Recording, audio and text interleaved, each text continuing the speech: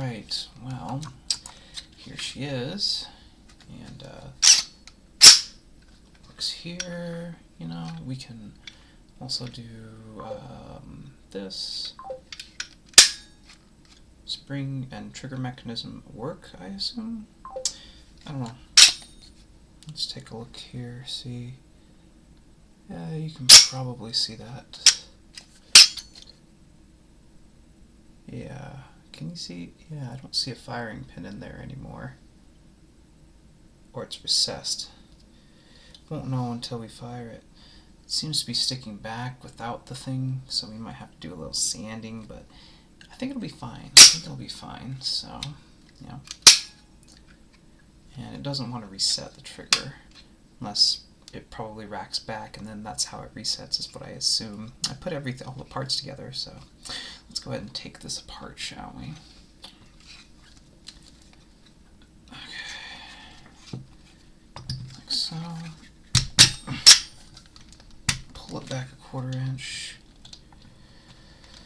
Put these down. I almost have it. There we go.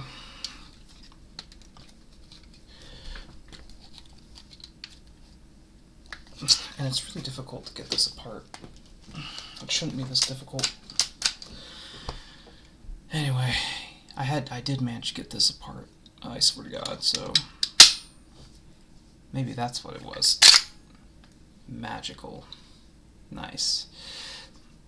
So I guess it does have to be, the trigger mechanism does need to be depressed before firing this, so yeah. Okay, so let's just review this for myself again. Get on the front rails, and then we have to slide it over this thing right here. And it's back together again. Field stripped. Let's do it again.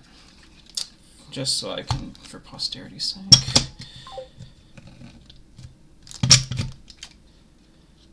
And, oh yeah, make sure to do this. And I guess when we do this, we should make sure it is not, there's no bullets in here. But yeah, here it is. 3D printed Glock. Can't wait to shoot it.